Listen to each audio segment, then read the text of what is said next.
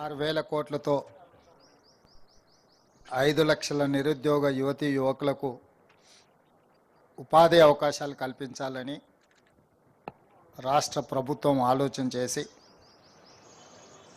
SC ST BC minority కార్పొరేషన్లకు సంబంధించిన సంస్థలు ఈ కార్యక్రమాన్ని ఏర్పాటు చేసి నాతో పాటు ముఖ్య అతిథులుగా ఉప ముఖ్యమంత్రి వర్యులు బట్టి విక్రమార్క గారిని, సహచార మంత్రివర్గ సభ్యులని,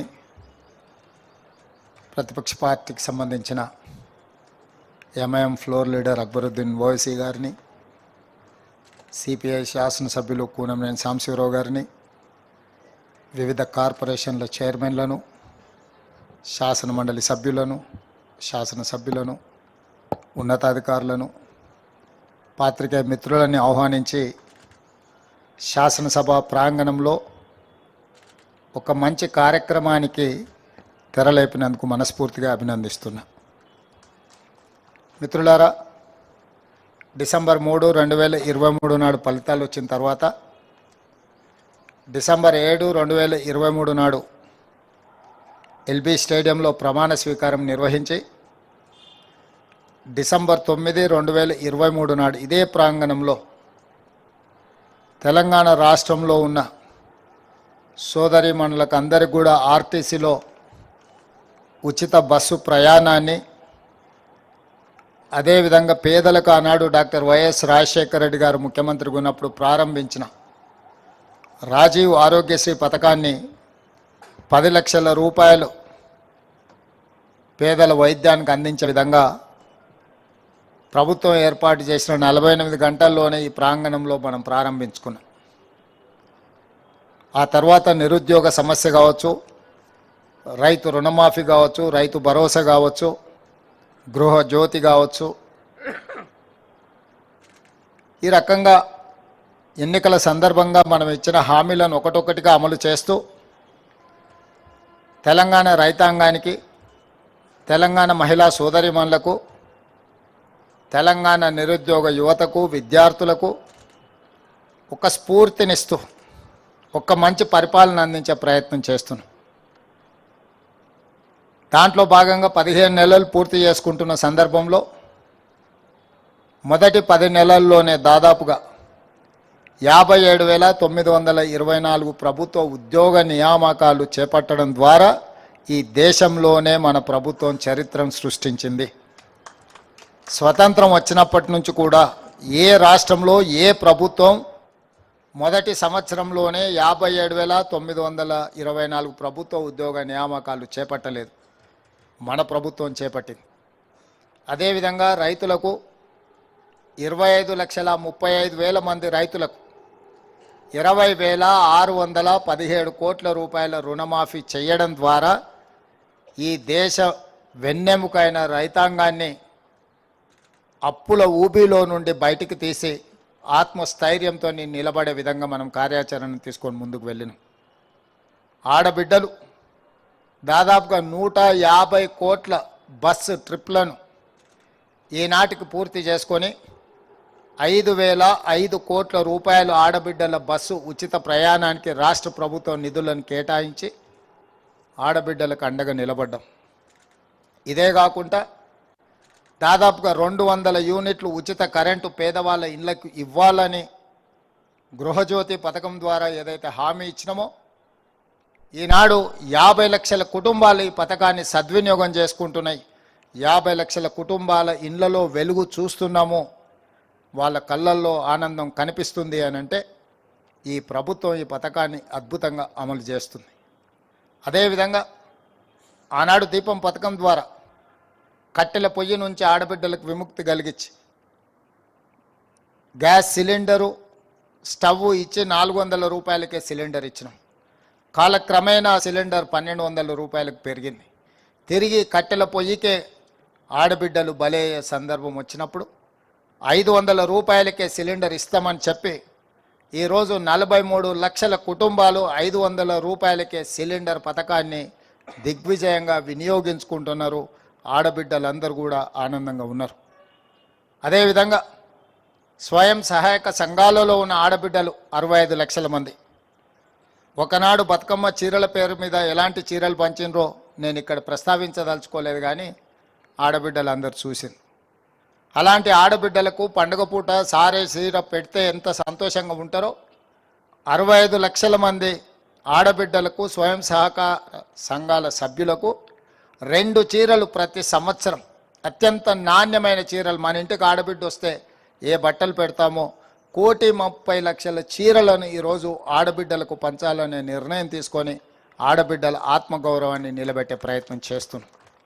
అదేవిధంగా తండాలలో, గూడాలలో, మారుమూల పల్లెల్లో ఉన్న ప్రభుత్వ పాఠశాలలు నిర్వీర్యమైపోయి నిర్వహణ లోపభూయిష్టంగా ఉండి కరెంటు లేక ప్రభుత్వం కమిషన్లు వస్తాయని కంప్యూటర్లు కొనిస్తే ఆ పాఠశాలల్లో కరెంటు లేదు.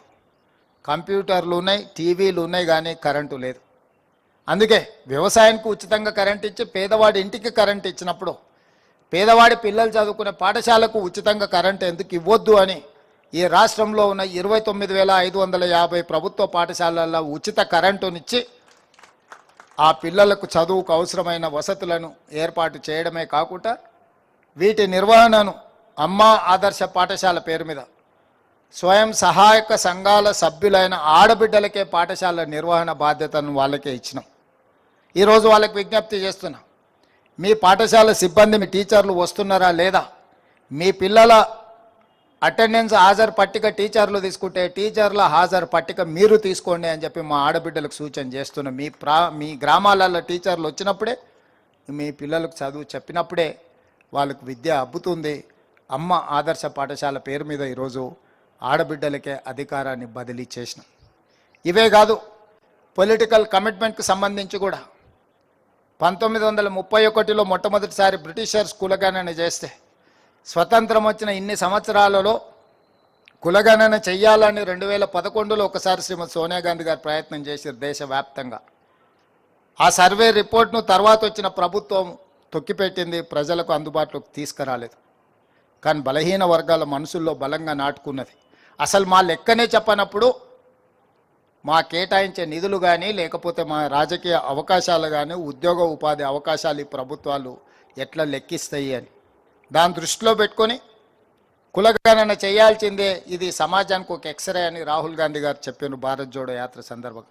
అందుకే ఈనాడు ఆ కమిట్మెంట్ ప్రకారం మొదటి 15 నెలల్లోనే సామాజిక, ఆర్థిక, రాజకీయ, విద్య, ఉద్యోగ ఉపాధి కులగణన సర్వేను పూర్తి చేసి ఈరోజు శాసనసభలో మనం బిల్లును ప్రవేశపెట్టినాము.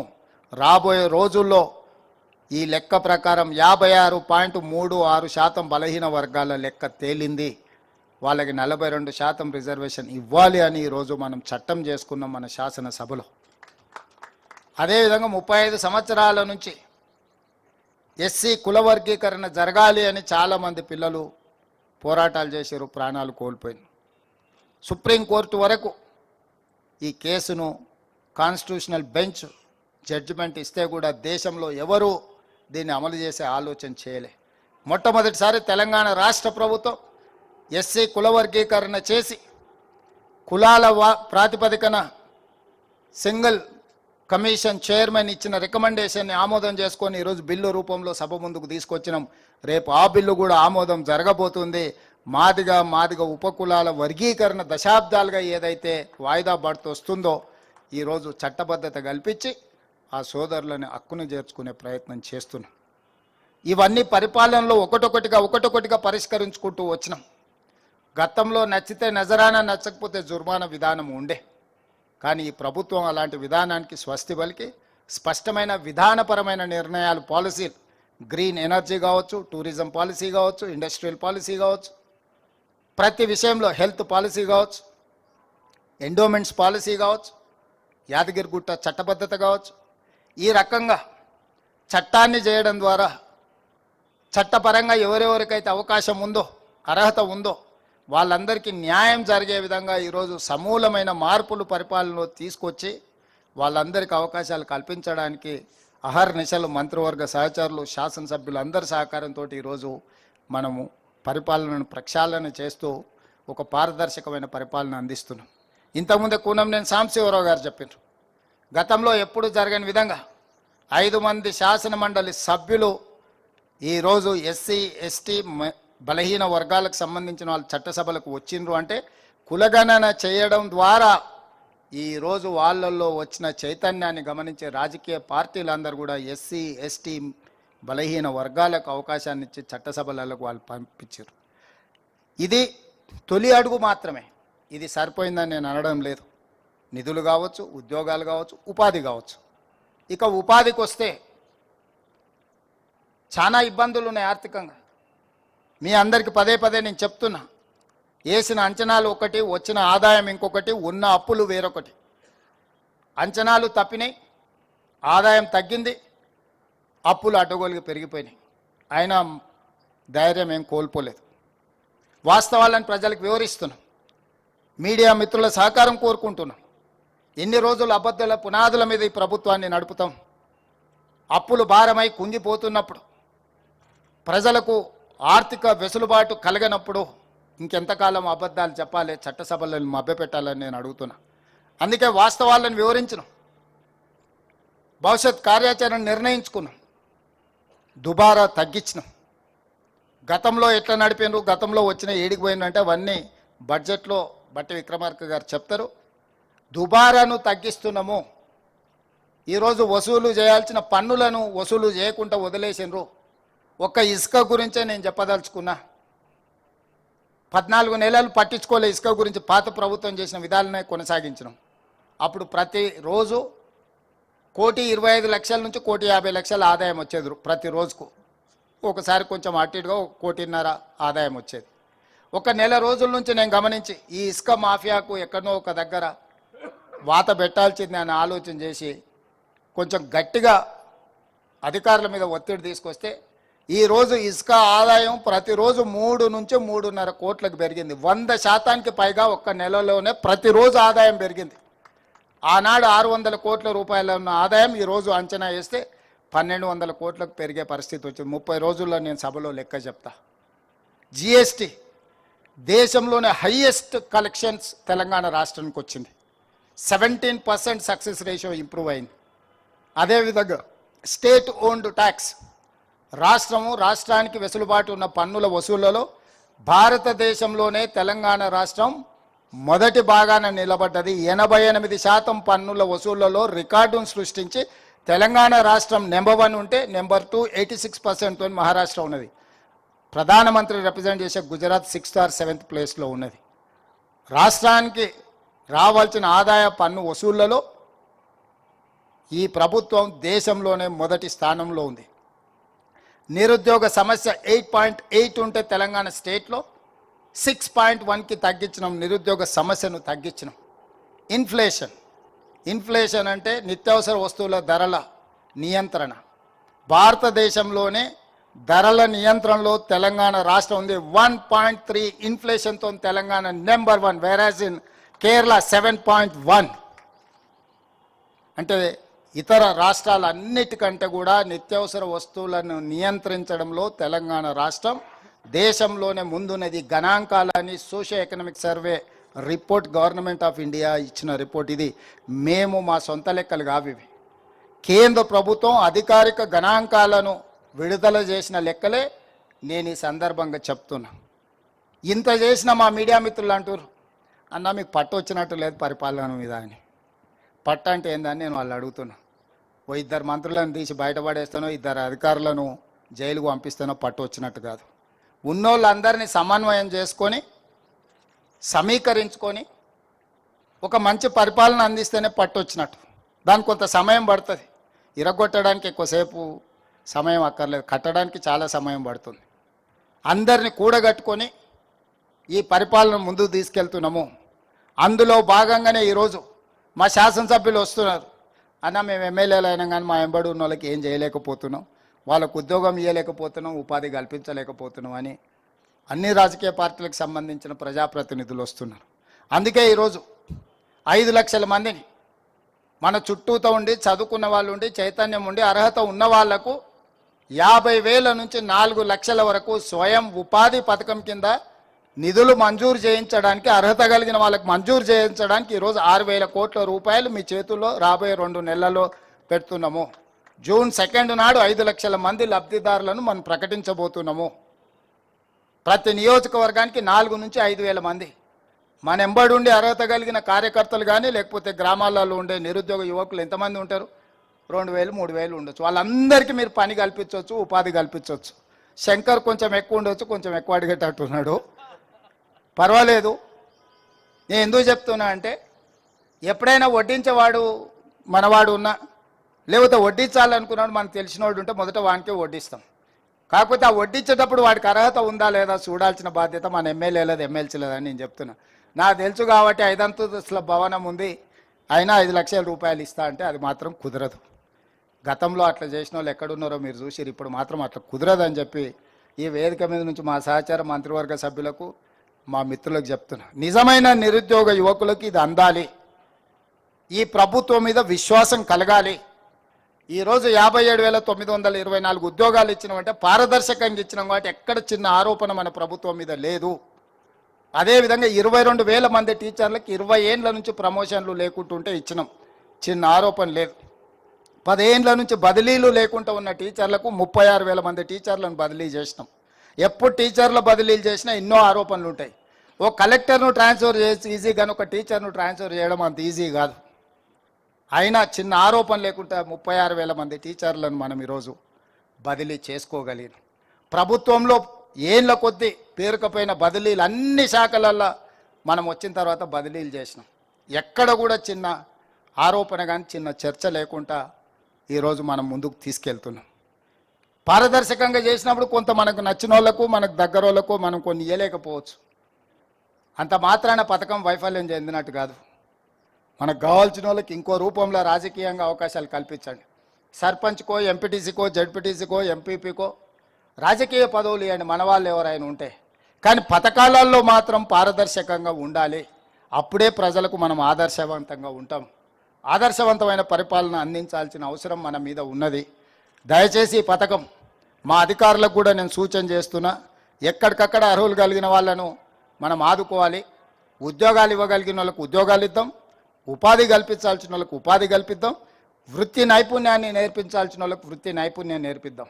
ఈరోజు యంగ్ ఇండియా స్కిల్స్ యూనివర్సిటీ కావచ్చు, యంగ్ ఇండియా స్పోర్ట్స్ యూనివర్సిటీ కావచ్చు, young India integrated residential schools కావచ్చు, ఇవన్నీ కూడా విద్యలో నైపుణ్యంలో ఒక ప్రక్షాళన. అడ్వాన్స్డ్ టెక్నాలజీ సెంటర్లు 70 ఏళ్ల క్రితం ప్రారంభించిన ఐటీఐలు ఇప్పటికి అలాంటివే ఉన్నాయి.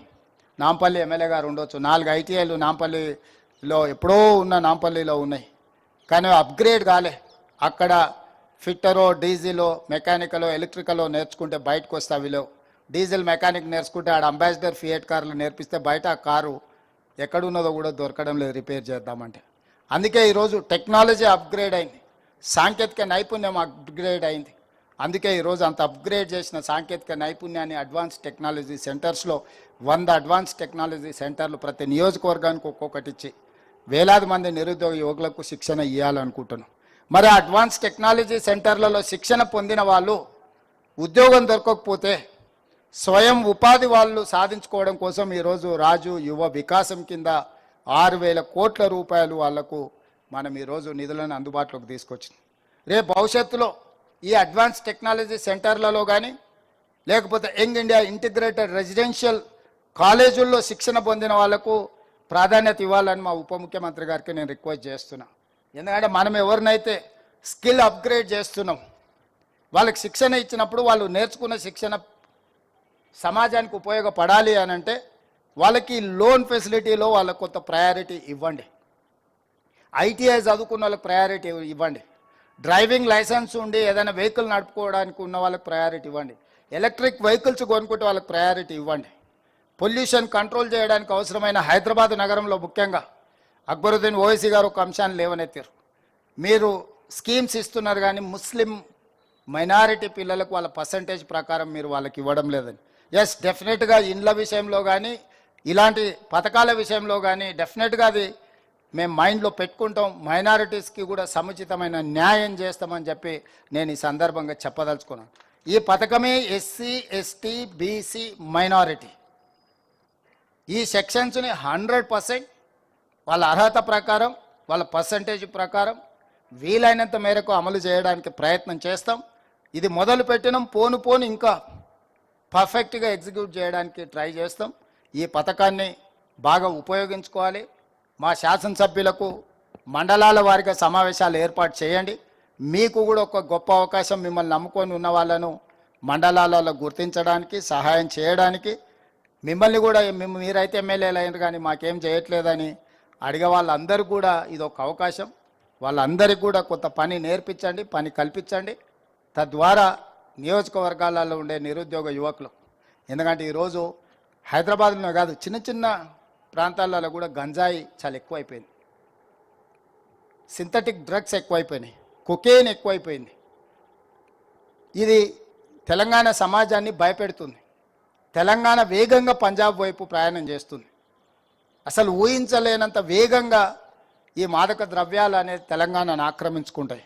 ఓనాడు ఉద్యమ స్ఫూర్తి ఉన్న తెలంగాణ రాష్ట్రం, ఓనాడు ఉద్యమాలకు వేదికలైన యూనివర్సిటీలు, కాలేజీలు ఈరోజు ఈ సింథటిక్ డ్రగ్స్ కానీ లేకపోతే గంజాయి బారిన పడుతున్నారు.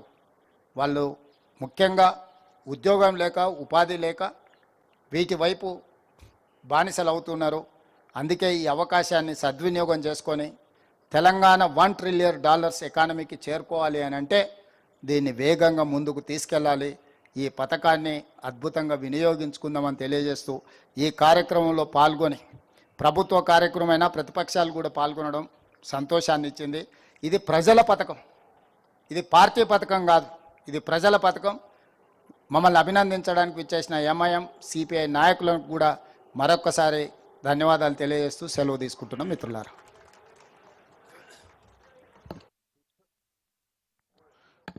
విశ్వసనీయతలోనే నిజమైన విజయం సాధ్యమని వివరించిన ఆనరబుల్ సీఎం గారి ముఖ్య సందేశానికి, ముఖ్య అతిథి సందేశానికి, ముఖ్యమంత్రి గారి మార్గదర్శనానికి హృదయపూర్వక ధన్యవాదాలు అందజేస్తోంది SC, ST, minority welfare department Rajiv యో వికాసం ఆవిష్కరించిన ఆనరబుల్ సీఎం గారికి, ఆనరబుల్ డిప్యూటీ సీఎం గారికి, ఆనరబుల్ ఇంకా వివిధ సిఎస్ గారికి, వేదికపై ఉన్న పెద్దలకు, వేదిక ఎదురుగా ఉన్న పెద్దలకు అందరికీ హృదయపూర్వక ధన్యవాదాలు అందజేస్తుంది వేదిక. గౌరవనీయులైన సిఎస్ మేడం గారికి, principal secretary social welfare Sridhar గారికి, బీసీ వెల్ఫేర్ సెక్రటరీ ఈ శ్రీధర్